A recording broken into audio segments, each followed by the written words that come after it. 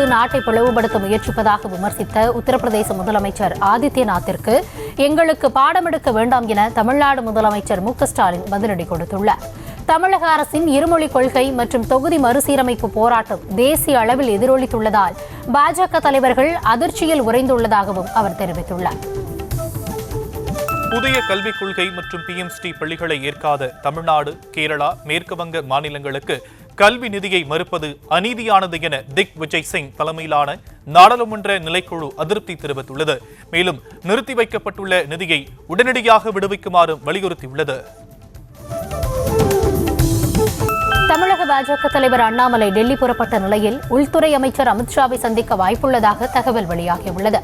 நேற்று முன்தினம் அதிமுக பொதுச் செயலாளர் எடப்பாடி பழனிசாமி டெல்லி பயணம் மேற்கொண்டு வந்த நிலையில் தற்போது அண்ணாமலை டெல்லி சென்றுள்ளார். அதிமுகவில் பிரிந்து கிடக்கும் சக்திகள் அனைவரும் ஒன்றிணைய வேண்டும் என்று நபிகள் நாயகத்திடம் வேண்டுவதாக முன்னாள் முதலமைச்சர் OPS தெரிவித்திருக்கிறார். சென்னை எழும்பூரில் அமமுக சார்பாக நடைபெற்ற இஃப்தார் நோன்பு திறப்பு நிகழ்ச்சியில் சிறப்பு அழைப்பாளராக பங்கேற்று பேசிய அவர் நாட்டையும் தமிழ்நாட்டையும் காப்பாற்ற பிரிந்து கிடக்கும் அணிகள் ஒன்று சேர வேண்டும் என தெரிவித்தார். தமிழகத்தின் பல்வேறு பகுதிகளிலும் 1000 ரூபாய் கொடுத்துவிட்டு 1000 கோடி ரூபாய் ஊழல் என்பதை குறிப்பிட்டு அதிமுக சார்பில் போஸ்டர்கள் ஒட்டப்பட்டுள்ளன. தமிழக அரசுக்கு எதிரான போராட்டங்களில் அதிமுக, பாஜக ஒரே பாதையில் செல்ல முடிவெடுத்துள்ளதாகவும் முதற்கட்டமாக டாஸ்மாகில் 1000 கோடி ஊழல் என்ற புகாரை முன்னெடுத்துள்ளதாகவும் தகவல் வெளியாகியுள்ளது.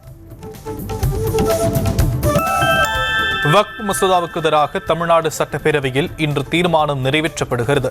வக்ஃப் மசோதாவை மத்திய அரசு கைவிடக் கோரும் தீர்மானத்தை முதலமைச்சர் மு.க.ஸ்டாலின் இன்று முன்மொழிய உள்ளார். முன்னதாக வக்ஃப் சட்ட திருத்த மசோதாவை எதிர்த்து கேரள மாநில அரசு கடந்த ஆண்டு அக்டோபரில் தீர்மானம் நிறைவேற்றியது. எல்லை தாண்டி மீன்பிடித்ததாக கூறி ராமேஸ்வரத்தைச் சேர்ந்த 11 மீனவர்கள் இலங்கை கடற்படையினரால் சிறைபிடிக்கப்பட்டுள்ளனர். ராமேஸ்வரம் மீன்பிடி துறைமுகத்திலிருந்து நெடுந்தீவு அருகே மீன்பிடித்துக் கொண்டிருந்த 11 மீனவர்கள் மற்றும் ஒரு விசைப்படகை கைப்பற்றியுள்ளனர். புதிய டெண்டர் விதிமுறைகளை நீக்க கோரி LPG டேங்கர் லாரிகள் இன்று முதல் வேலைநிறுத்த போராட்டத்தில் ஈடுபடுவதாக தெரிவித்துள்ளது. இதனால் எரிவாயு சிலிண்டர் தட்டுப்பாடு ஏற்படும் அபாயம் ஏற்படவுள்ளதாக சொல்லப்படுகிறது. தமிழகத்தில் 30ஆம் தேதி வரை அதிகபட்ச வெப்பநிலை 2 முதல் 3 டிகிரி செல்சியஸ் வரை உயரக்கூடும் என சென்னை வானிலை ஆய்வு மையம் கணித்துள்ளது. அதிக வெப்பநிலை மற்றும் ஈரப்பதம் காரணமாக ஓரிரு இடங்களில் அசௌகரியம் ஏற்படலாம் என்றும் வானிலை ஆய்வு மையம் எச்சரித்துள்ளது. கோடைக்கால மின்சார தேவையை சமாளிக்க 6000 மெகாவாட் மின்சாரத்தை வெளியில் இருந்து வாங்க தமிழக அரசு முடிவு செய்திருப்பதாக அமைச்சர் செந்தில் பாலாஜி தெரிவித்திருக்கிறார். சென்னை தமிழ்நாடு மின்சார வாரிய தலைமை அலுவலகத்தில் செய்தியாளர்களை சந்தித்தவர் 1 யூனிட் மின்சாரத்தை 9 ரூபாய் வரை கொடுத்து வாங்குவதற்கு டெண்டர் மூலம் இறுதி செய்யப்பட்டிருப்பதாக தெரிவித்துள்ளார். அதிமுக பாஜக கூட்டணி அமைந்தால் நல்லதுதான் என முன்னாள் அமைச்சர் நத்தம் விஸ்வநாதன் கூறியுள்ளார். சென்னையில் செய்தியாளர்களுக்கு பேட்டியளித்த அவர் மத்திய உள்துறை அமைச்சர் அமித்ஷா மற்றும் எடப்பாடி பழனிசாமியின் சந்திப்பு 2026 தேர்தலில் தமிழகத்தில் ஆட்சி மாற்றத்தை ஏற்படுத்தும் என்றார். மேலும் கடந்த கால அரசியலை எல்லாம் பேசிக் கொண்டிருந்தால் எந்த கட்சியும் எந்த கட்சியுடனும் கூட்டணி அமைக்க முடியாது என்று கூறினார். சென்னை தரமணியில் மும்பை கொள்ளையன் என்கவுண்டரில் சுட்டுக் கொல்லப்பட்ட இடத்தை சைதாப்பேட்டை நீதிமன்ற நீதிபதி பார்த்திபன் நேரில் ஆய்வு செய்தார். சென்னையில் 7க்கும் மேற்பட்ட பெண்களிடம் செயினை பறித்த 3 பேரை கைது செய்த போலீசார் நகைகளை மீட்க அழைத்துச் சென்ற போது போலீசாரை தாக்கிவிட்டு தப்ப முயன்ற ஜாஃபர் குலாம் ஹுசைன் என்கவுண்டரில் சுட்டுக் கொல்லப்பட்டார். புதுச்சேரியில் போராட்டத்தில் ஈடுபட்ட முன்னாள் முதலமைச்சர் நாராயணசாமி உள்ளிட்ட காங்கிரஸ் கட்சியினரை போலீசார் கைது செய்தனர். புதுச்சேரியில் லஞ்சம் பெற்ற விவகாரத்தில் பொதுப்பணித்துறை தலைமை பொறியாளர் உட்பட 3 பேர் கைது செய்யப்பட்டதற்கு பொறுப்பேற்று அமைச்சர் லட்சுமி நாராயணன் பதவி விலக கோரி அவரது வீட்டை முற்றுகையிடச் சென்ற காங்கிரஸ் கட்சியினர் போராட்டத்தில் ஈடுபட்டனர். திமுகவின் தேர்தல் வாக்குறுதியான கல்விக்கடன் ரத்து திட்டத்தை அமல்படுத்த வேண்டும் என தமிழ்நாடு அரசுக்கு உத்தரவிட வேண்டும் என சென்னை உயர்நீதிமன்றத்தில் பொதுநல வழக்கு தாக்கல் செய்யப்பட்டிருக்கிறது. திருப்பூரைச் சேர்ந்த மணிமாறன் என்பவர் தாக்கல் செய்துள்ள இந்த வழக்கு தலைமை நீதிபதி அமர்வு முன் விசாரணைக்கு வரும் என எதிர்பார்க்கப்படுகிறது. மதுரை வாடிப்பட்டியில் மாவட்ட ஆட்சியரிடம் மனு கொடுக்க சாப்பிடாமல் கூட காலை முதல் இரவு வரை காத்திருந்ததால் பொதுமக்கள் கடும் அதிருப்தி அடைந்தனர். உங்களை தேடி உங்கள் ஊரில் திட்டத்தின்படி வாடிப்பட்டி வட்டாட்சியர் அலுவலகத்தில் மதுரை மாவட்ட ஆட்சியர் சங்கீதா பொதுமக்களிடம் காலை 11 மணிக்கு மனு வாங்குவதாக அறிவிக்கப்பட்டிருந்த நிலையில் இரவு 7 மணிக்கு மேல்தான் அங்கு வந்தார். குறுகிய தூரத்திலிருந்து இலக்கை தாக்கி அழிக்கும் VLSR SAM ஏவுகணை சோதனையை இந்திய கடற்படை வெற்றிகரமாக நடத்தி முடித்திருக்கிறது.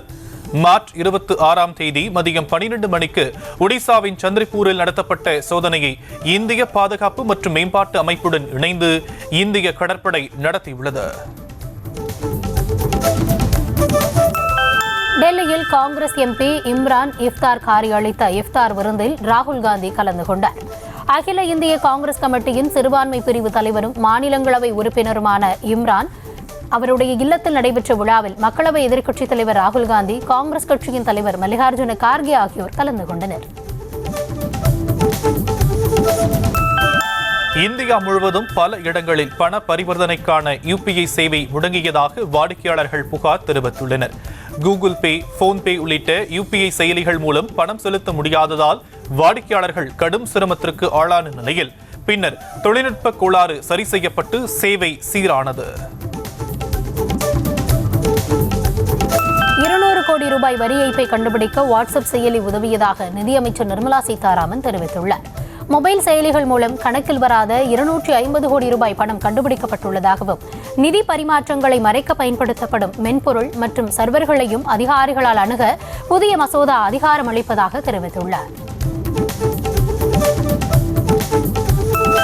கடந்த 2023-24ஆம் ஆண்டில் டிக்கெட் எடுக்காமல் பயணித்த 2,16,00,000 பயணிகளை கண்டறிந்த இந்திய ரயில்வே அவர்களிடம் இருந்து 562 கோடி ரூபாய் அபராதம் வசூலித்திருப்பதாக மத்திய ரயில்வே அமைச்சர் அஸ்வினி வைஷ்ணவ் தெரிவித்திருக்கிறார். இது தொடர்பாக மக்களவையில் உறுப்பினர்கள் எழுப்பிய கேள்விக்கு எழுத்துப்பூர்வமாக மத்திய ரயில்வே அமைச்சர் பதிலளித்துள்ளார். கருப்பு நிறத்தை ஏன் இழிவு செய்ய வேண்டும் என்று கேரள தலைமைச் செயலாளர் சாரதா முரளிதரன் கேள்வி எழுப்பியுள்ளார். கேரள தலைமைச் செயலாளராக இருந்த வேணு கடந்த ஆண்டு ஓய்வு பெற்றதை தொடர்ந்து புதிய தலைமைச் செயலாளராக அவரது மனைவி சாரதா முரளிதரன் நியமிக்கப்பட்டுள்ளார். இவரின் கருப்பு நிறத்தை வைத்து சமூக வலைதளங்களில் கருத்து தெரிவிக்கப்பட்டு வருவதற்கு எதிர்ப்பு தெரிவித்துள்ள அவர் கருப்பு நிறத்தை ஏன் இழிவுபடுத்த வேண்டும் என்றும் கேள்வி எழுப்பியுள்ளார். தெலங்கானா மாநிலத்தில் 6 மாடி கட்டடம் இடிந்து விழுந்ததில் இடிபாடுகளுக்கு இடையே சிக்கிய 7 தொழிலாளர்கள் உயிரிழந்தனர். பத்ராச்சலம் நகரில் 2 மாடிகள் கொண்ட பழைய கட்டடத்தின் மீது மேலும் 4 மாடிகளை கட்டும் பணிகள் நடைபெற்று வந்த சூழலில் திடீரென கட்டடம் சரிந்து விழுந்தது. இதில் கட்டிட இடிபாடுகளுக்கு இடையே சிக்கிய 7 பேரும் உயிரிழந்த நிலையில் சடலமாக மீட்கப்பட்டனர்.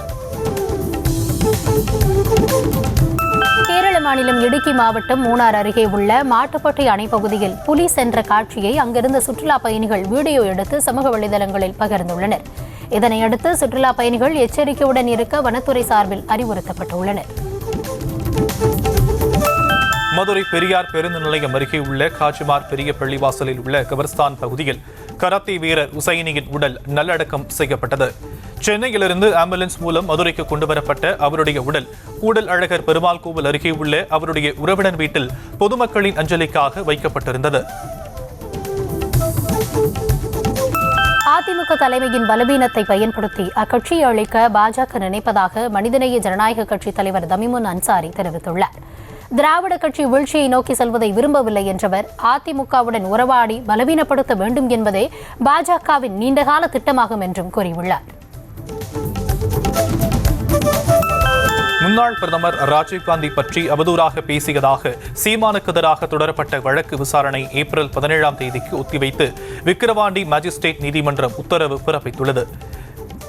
நேமூர் கிராமத்தில் கடந்த 2019ஆம் ஆண்டு பொதுக்கூட்டத்தில் பேசிய சீமான் ராஜீவ்காந்தி குறித்து அவதூறாக பேசியதாக விழுப்புரம் மாவட்டம் காங்கிரஸ் தலைவர் ரமேஷ் வழக்கு தொடர்ந்திருந்தார். புதுச்சேரி மற்றும் காரைக்காலில் உள்ள அனைத்து கல்லூரிகளுக்கும் இலவச பேருந்து இயக்கப்படும் என அமைச்சர் நமச்சிவாயம் தெரிவித்தார்.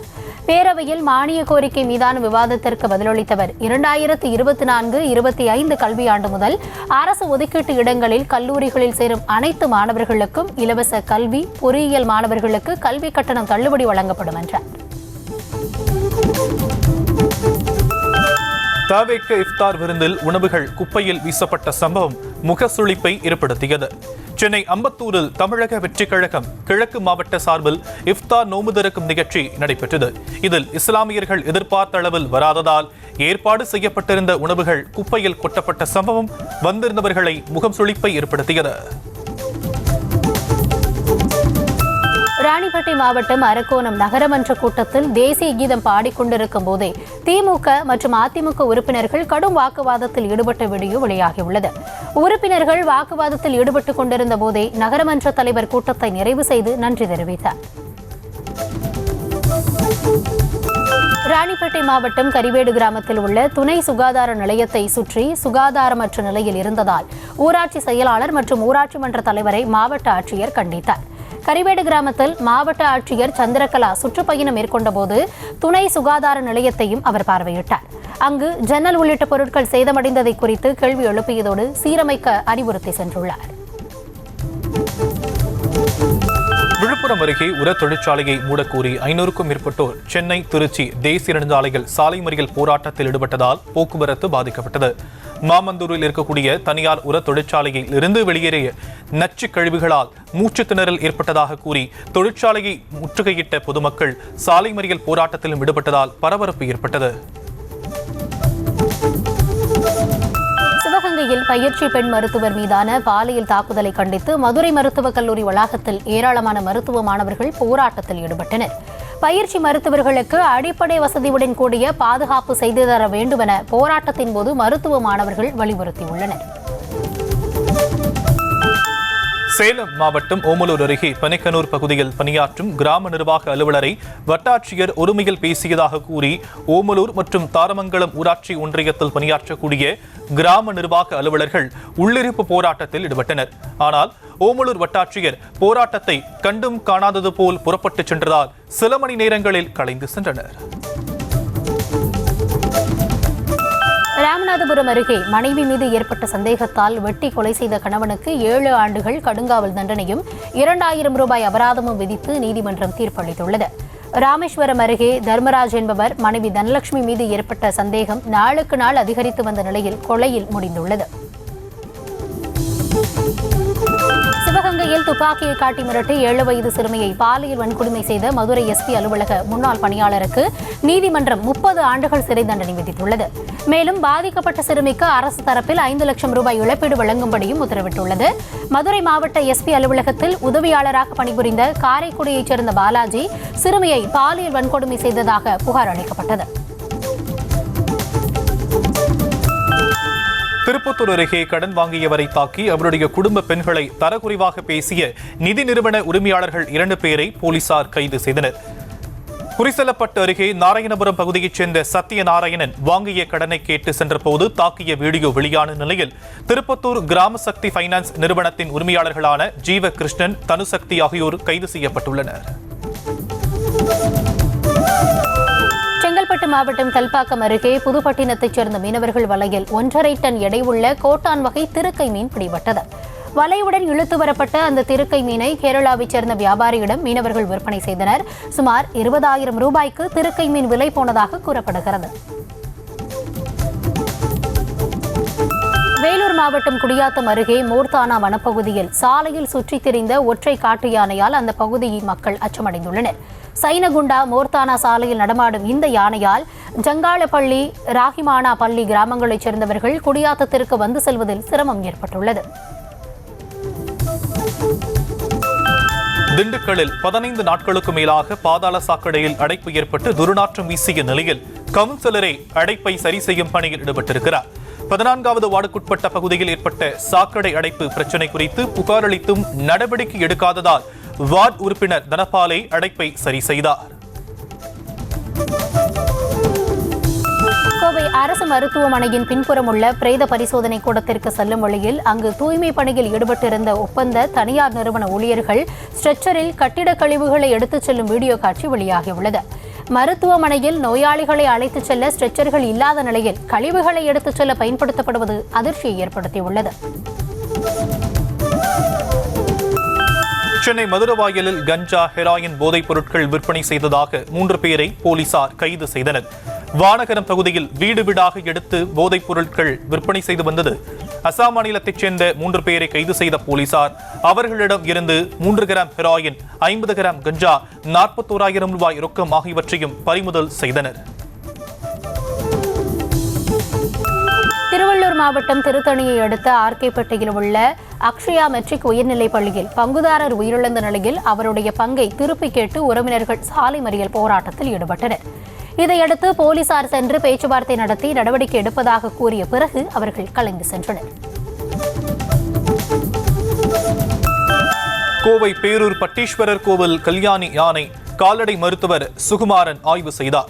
அப்போது கோடைக்காலம் நெருங்கி வருவதால் கல்யாணி யானையை ஒரு நாளைக்கு 4 முறை நீச்சல் குளத்தில் குளிக்க வைக்க வேண்டும் எனவும் நீர் சத்து உள்ள காய்கறிகளை உணவாக கொடுக்க வேண்டும் எனவும் அவர் அறிவுறுத்தியுள்ளார். தூத்துக்குடி மாவட்டம் எட்டயபுரத்தில் மகாகவி பாரதியார் நினைவு இல்லத்தில் பராமரிப்பு பணிகளை பொதுப்பணித்துறையினர் மேற்கொண்டுள்ளனர். எட்டயபுரத்தில் உள்ள பாரதியார் இல்லத்தின் முன்பகுதி மேற்கூரை இடிந்து விழுந்து சேதமடைந்தது. இந்த நிலையில் பாரதியாரின் வீட்டை 65 லட்சம் ரூபாய் மதிப்பீட்டில் புதுப்பிக்க நடவடிக்கை எடுக்கப்பட்டுள்ளதாக அமைச்சர் சாமிநாதன் சட்டசபையில் தெரிவித்துள்ளார். சென்னை திருவொற்றியூரில் சாக்லேட் கேக்கில் பூஞ்சை பிடித்திருப்பதோடு பிரியாணியும் அரைவேக்காட்டில் இருந்தால் ஆத்திரமடைந்த வாடிக்கையாளர் போலீசில் புகார் கொடுத்திருக்கிறார்.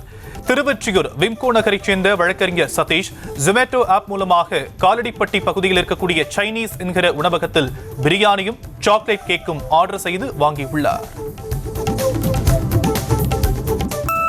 நீலகிரி மாவட்டம் கோத்தகிரியில் ஒற்றை பெரிய கரடி குடியிருப்பு பகுதியில் உலா வந்த சிசிடிவி காட்சிகள் வெளியாகியுள்ளது. கரடிகள் சர்வசாதாரணமாக குடியிருப்பு பகுதிகளுக்கு வந்து செல்வது தொடர்கதையாகி வரக்கூடிய நிலையில் கூண்டு வைத்து பிடிக்க நடவடிக்கை எடுக்க வேண்டும் என அப்பகுதி மக்கள் கோரிக்கை விடுத்துள்ளனர். கோவையில் பொருளாதாரத்தில் பின்தங்கிய மாணவர்களின் ஆசையை நிறைவேற்றும் விதமாக அவர்களை ரவுண்ட் டேபிள் அமைப்பினர் விமானத்தில் அழைத்துச் சென்றனர். டான் பாஸ்கோ அன்பு இல்லத்தில் இருக்கும் 25 மாணவர்கள் முதல் முறையாக கோவையிலிருந்து சென்னைக்கு விமானத்தில் அழைத்து வரப்பட்டனர். சென்னையை சுற்றி பார்த்த பிறகு மீண்டும் விமானம் மூலம் கோவை திரும்பி செல்கின்றனர். திருவண்ணாமலையில் பள்ளி மாணவர்கள் ஒரு நாள் சிறப்பு இயற்கை முகாமாக சாத்தனூர் அணைக்கு அழைத்துச் செல்லப்பட்ட நிலையில் அவர்களது பேருந்தை மாவட்ட ஆட்சியர் தர்பகராஜ் கொடியசைத்து துவக்கி வைத்தார். கோடைகாலம் துவங்கி வெயில் சுட்டரித்து வரக்கூடிய நிலையில் மாணவர்கள் சென்ற பேருந்தில் குளிர்கால இயற்கை முகாம் என பேனர் கட்டப்பட்டிருந்ததால் பொதுமக்கள் அதிர்ச்சி அடைந்தனர். தேனி மாவட்டத்தில் நெல் காய வைக்க களம் இல்லாததால் போக்குவரத்து நிறைந்த சாலையில் காய வைக்கப்படும் சூழல் ஏற்பட்டிருப்பதாக விவசாயிகள் குற்றச்சாட்டை முன்வைக்கின்றனர். போதிய மழை இல்லாதது, நோய் தாக்குதலில் ஆகிய காரணங்களால் ஏக்கருக்கு 5 முதல் 10 மூட்டை வரை விளைச்சல் குறைந்திருப்பதாகவும் மூட்டை ஒன்றுக்கு 150 முதல் 200 வரை இழப்பு ஏற்பட்டிருப்பதாகவும் அவர்கள் தெரிவிக்கின்றனர். வேலூரில் பணம் வைத்து சூதாடியதாக 13 பேரை காவல்துறையினர் கைது செய்துள்ளனர். மேட்டு இடையம்பட்டி சாலையில் சுரேஷ் என்பவருக்கு சொந்தமான லாட்ஜில் சூதாட்டம் நடப்பதாக வந்த தகவலின் அடிப்படையில் பாகாயம் காவல் நிலையத்தில் ஆய்வாளர் நாகராஜன் தலைமையிலான போலீசார் சோதனையில் ஈடுபட்டனர். அப்போது 60,000 ரொக்கம் மற்றும் 5 இருசக்கர வாகனங்கள் பறிமுதல் செய்யப்பட்டன. திருவாரூர் மாவட்டம் உத்துப்பேட்டை அடுத்த உதய மாத்தாண்டபுரம் பகுதியில் இறந்தவர் வீட்டை வேறு ஒருவர் உரிமை கொண்டாடியதால் ஆத்திரமடைந்த கிராம மக்கள் உடலை 2 நாட்களாக வீட்டிலேயே வைத்து போராட்டத்தில் ஈடுபட்டனர். துரைராஜ் என்பவர் உயிரிழந்த நிலையில் உடலை சாலையில் வைத்து போராட்டத்தில் ஈடுபட்டதால் பரபரப்பு ஏற்பட்டது. போக்சோ வழக்கில் இடமாற்றம் செய்ததை எதிர்த்து ஆசிரியர் தாக்கல் செய்த மேல்முறையீட்டு மனுவை சென்னை உயர்நீதிமன்றம் தள்ளுபடி செய்தது. ஈரோடு மாவட்டத்தில் பணியாற்றிய ஆசிரியர் சண்முகம் கிருஷ்ணகிரி மாவட்டத்திற்கு மாற்றம் செய்யப்பட்ட நிலையில் போக்சோ வழக்கில் நீதிமன்றம் தன்னை விடுதலை செய்ததை சுட்டிக்காட்டி இடமாற்றத்தை ரத்து செய்து உத்தரவிடக் கோரியிருந்தார். தஞ்சாவூர் மாவட்டம் அம்மாப்பேட்டையில் கொலை வழக்கில் தலைமறைவாக இருந்த நபரை பாண்டிச்சேரியில் வைத்து கைது செய்த போலீசார் சிறையில் அடைத்தனர். கோவிலூர் மயில்பண்ணை அருகே சொத்து பிரச்சனையில் ராஜமோகன் என்பவரை கொலை செய்த ராஜேஷ்குமார் என்பவரை போலீசார் கைது செய்தனர். ராமநாதபுரத்தில் சரக்கு வாகனத்தில் கடத்தப்பட்ட 5 டன் ரேஷன் அரிசியை வருவாய்த்துறை அதிகாரிகள் பறிமுதல் செய்தனர். கேரளாவுக்கு ரேஷன் அரிசி கடத்தப்படுவதாக வந்த தகவலை அடுத்து கேணிக்கரை அருகே சந்தேகத்திற்கிடமாக சரக்கு வாகனத்தை வருவாய்த்துறை அதிகாரிகள் மறித்தனர். அதை பார்த்ததும் வாகனத்தை நிறுத்திவிட்டு ஓட்டுநர் இறங்கி தப்பி ஓடினார். சிவகங்கையில் பயிற்சி பெண் மருத்துவரின் முகத்தை துணியால் மூடி அத்துமீறிய இளைஞரை சிசிடிவி காட்சிகளின் அடிப்படையில் போலீசார் கைது செய்துள்ளனர். சிவகங்கை அரசு மருத்துவக் கல்லூரி மருத்துவமனையில் பணிபுரியும் பயிற்சி பெண் மருத்துவர் ஒருவர் பணி முடிந்து விடுதிக்கு திரும்பிய போது ஆவரங்காடு பகுதியைச் சேர்ந்த இளைஞர் சதீஷ் அவரது முகத்தை துணியால் மூடி அத்துமீறியதாக கூறப்படுகிறது. திண்டுக்கல் மாவட்டம் ஆத்தூர் அடுத்த கரிசலப்பட்டி ஏகே நகர் பகுதியில் சாலை அமைக்கும் பணியை நிறுத்தியதால் ஆத்திரமடைந்த பொதுமக்கள் மறியல் போராட்டத்தில் ஈடுபட்டனர். சாலை அமைக்கும் பணியை தனிநபர் நிறுத்தியதாக கூறி பொதுமக்கள் மறியல் போராட்டத்தில் ஈடுபட்டதால் போக்குவரத்து பாதிக்கப்பட்டது. திருவண்ணாமலை மாவட்டம் மங்கலம் பகுதியில் கடந்த 3 மாத காலமாக குடிநீருடன் ஏரி கழிவுநீர் கலந்து வருவதால் பொதுமக்கள் பயன்படுத்த முடியாத நிலை ஏற்பட்டுள்ளதாக வேதனை தெரிவித்துள்ளனர். மேலும் இதுகுறித்து சம்பந்தப்பட்ட அதிகாரிகள் நடவடிக்கை மேற்கொண்டு சுத்தமான நீர் வழங்க வேண்டும் என கோரிக்கை விடுத்துள்ளனர். செங்கல்பட்டு மாவட்டம் மதுராந்தகம் புறவழிச்சாலையில் பழுதாகி நின்று கொண்டிருந்த லாரி மீது பின்னால் வந்த லாரி மோதி விபத்து ஏற்பட்டது.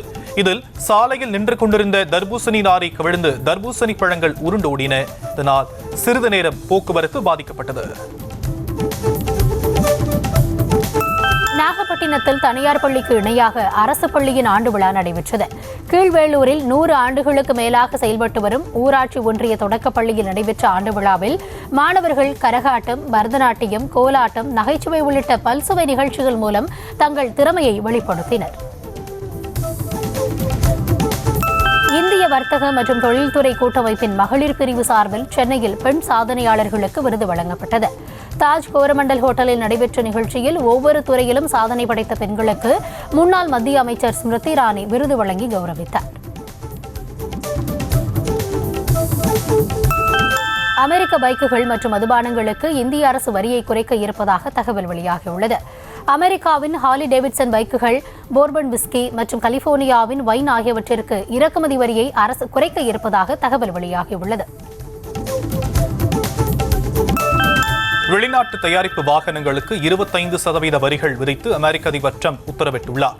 வெளிநாடுகளிலிருந்து அமெரிக்காவுக்கு இறக்குமதி செய்யப்படும் வாகனங்களுக்கு ஏப்ரல் 2ஆம் தேதி முதல் 25% வரிகள் விதிக்கப்படும் எனவும் இந்த புதிய வரி விதிப்பு நிரந்தரமானதாக இருக்கும் எனவும் தெரிவித்துள்ளார். AI தொழில்நுட்பத்துடன் கூடிய தற்கொலை ட்ரோன்களின் சோதனையை வடகொரிய தலைவர் கிம் ஜாங் உன் பார்வையிட்டார். காமிகேஸ் வெடிமருந்துகள் உள்ளிட்ட ட்ரோன்களை உருவாக்க வடகொரியா வலுவான முயற்சியை மேற்கொண்டுள்ளதாகவும் கடந்த 1 வருடமாக வடகொரியாவிற்கும் ரஷ்யாவிற்கும் இடையே வளர்ந்து வரும் ராணுவ ஒத்துழைப்பின் ஒரு பகுதியாக இந்த திட்டம் இருக்கலாம் என்றும் சந்தேகிக்கப்படுகிறது. சைபீரியாவில் அவசரமாக தரையிறங்கிய ரஷ்ய சரக்கு விமானம் ஓடுபாதையிலிருந்து விலகிய நிலையில் இதன் CCTV காட்சிகள் வெளியாகியிருக்கின்றன. சைபீரியாவின் நோவி யுரங்கோயில் இருக்கக்கூடிய விமான ஓடுபாதையில் அவசரமாக தரையிறங்கிய நிலையில் விமானத்தில் இருந்த 8 பயணிகளும் எந்த பாதிப்பும் இல்லை என சொல்லப்பட்டிருக்கிறது. இந்த நிலையில் விமானத்தை மீட்கும் பணியில் ஊழியர்கள் ஈடுபட்டிருக்கின்றனர். பூமிக்கு அடியில் உருவாக்கப்பட்டிருக்கும் ஏவுகணை நகரம் தொடர்பான வீடியோவை ஈரான் அரசு வெளியிட்டுள்ளது. அணுசக்தி திட்டத்தை ஈரான் அரசு கைவிட வேண்டும் என்று அமெரிக்க அதிபர் டொனால்டு ட்ரம்ப் எச்சரித்திருந்த நிலையில் அதற்கு நேர்மாறாக தனது ராணுவ பலத்தை வெளிக்காட்டும் விதமாக இந்த வீடியோவை வெளியிட்டுள்ளது. அறக்கட்டளை பொறுப்பிலிருந்து இங்கிலாந்து இளவரசர் ஹாரி விலகியிருப்பது பரபரப்பை ஏற்படுத்தியுள்ளது. தாயார் டயானாவை கௌரவிக்கும் விதமாக 2006ஆம் ஆண்டு சென்ட் டேபிள் என்ற அறக்கட்டளையை தொடங்கிய ஹாரி எய்ட்ஸ் நோயால் பாதிக்கப்பட்டவர்களுக்கு அதன் மூலம் உதவி வந்தார்.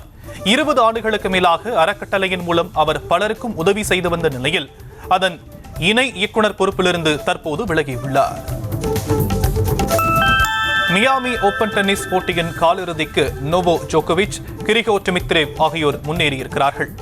அமெரிக்காவின் புளோரிடா நகரில் நடைபெற்று வரக்கூடிய மியாமி ஓபன் டென்னிஸ் தொடரில் முன்னணி வீராங்கனைகள் பங்கேற்று வருகின்றனர்.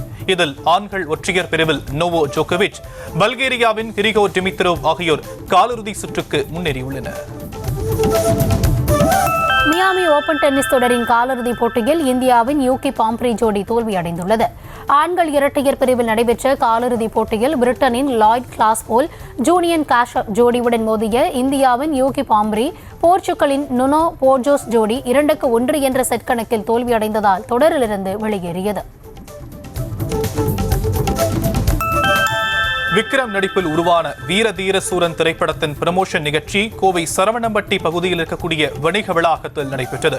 இதில் விக்ரம், துஷாரா ஆகியோர் பங்கேற்று ரசிகர்களுடன் கலந்துரையாடினர். பின்னர் ரசிகர்களின் புகைப்படம் எடுக்க வேண்டும் என கோரிக்கை விடுத்திருந்த நிலையில் பின்னர் விக்ரம் மற்றும் துஷாராவுடன் செல்ஃபி எடுத்து மகிழ்ந்தனர்.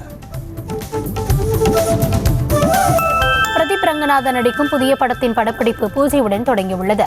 லவ் டுடே, டிராகன் என அடுத்தடுத்த படங்களில் நல்ல வரவேற்பை பெற்ற பிரதீப் ரங்கநாதன் தற்போது இயக்குனர் கீர்த்தீஸ்வரனுடன் கைகோர்த்துள்ளார். இந்த படத்தில் பிரேமலு கதாநாயகி மமிதா பைஜு நடிக்க உள்ளதால் படத்தின் மீதான எதிர்பார்ப்பும் அதிகரித்துள்ளது. திருச்சி சமயபுரம் மாரியம்மன் கோவில் உண்டியல் காணிக்கையாக பக்தர்கள் 1,32,32,391 ரூபாய் பணத்தை செலுத்தியுள்ளனர்.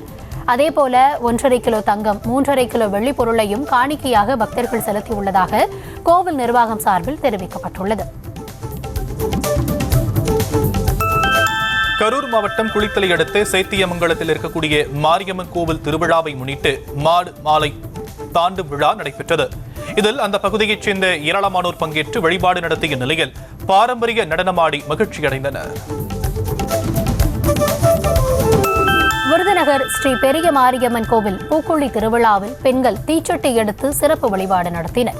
ஸ்ரீவில்லிபுத்தூர் மெயின் ரோடு பகுதியில் உள்ள 200 ஆண்டு பழமையான ஸ்ரீ பெரிய முத்துமாரியம்மன் கோவிலில் பூக்குழி திருவிழா கொடியேற்றத்துடன் கடந்த 18ஆம் தேதி தொடங்கிய நிலையில் 12 நாட்கள் விரதமிருந்த பெண்கள் தீச்சட்டி எடுத்து வந்து நேர்த்திக்கடன் செலுத்தினர். தூத்துக்குடி காய்சினி வேந்த பெருமாள் கோவில் கருட சேவையில் பங்கேற்ற திரளான பக்தர்கள் சுவாமி தரிசனம் செய்தனர். பங்குனி திருவிழாவை முன்னிட்டு 68 ஆண்டுகளுக்கு பிறகு ஸ்ரீவைகுண்டம், கள்ளபிரான், நத்தம், இந்திரகிரிவான், திருப்புளியங்குடி, காய்சினி வேந்தர் ஆகிய பெருமாள்கள் எழுந்தருளிய கருட சேவையில் பக்தர்கள் பங்கேற்று சுவாமி தரிசனம் செய்தனர். திருப்பரங்குன்றம் ஸ்ரீ சுப்பிரமணிய சுவாமி கோவிலில் உண்டியல் மூலம் 72,39,338 ரூபாய் ரொக்கம், 245 கிராம் தங்கம், 3 கிலோ 760 கிராம் வெள்ளி காணிக்கையாக கிடைக்கப்பட்டுள்ளது. கண்காணிப்பாளர் முன்னிலையில் நடைபெற்ற உண்டியல் என்னும் பணியில் பக்தர்கள், பேரவை உறுப்பினர்கள், பெண்கள் மேல்நிலைப்பள்ளி மாணவிகள், வங்கி ஊழியர்கள் மற்றும் பொதுமக்கள் ஈடுபட்டனர். கும்பகோணம் சக்கரபாணி சுவாமி திருக்கோவிலில் நடைபெற்ற திருக்கல்யாண வைபவத்தில் ஏராளமானோர் கலந்து கொண்டு சுவாமி தரிசனம் செய்தனர். பழமையான வைணவ திருத்தலங்களில் ஒன்றான சக்கரபாணி சுவாமி கோவில் பங்குனி மாத திருவோணத்தை முன்னிட்டு சக்கரபாணி சுவாமி, விஜயவள்ளி தாயார் திருக்கல்யாண வைபவம் நடைபெற்றது. விவோ நிறுவனம் தனது V50e ஸ்மார்ட் போனை வரும் ஏப்ரல் மாதம் இந்தியாவில் அறிமுகம் செய்ய உள்ளதாக தகவல் வெளியாகியுள்ளது. MediaTek Dimensity 7300 SEO chipset, quad curved AMOLED display, 5600 mAh battery போன்ற பல அம்சங்களை கொண்ட இந்த போன் 25,000 ரூபாய் பட்ஜெட்டில் அறிமுகம் செய்யப்படும் என கூறப்படுகிறது.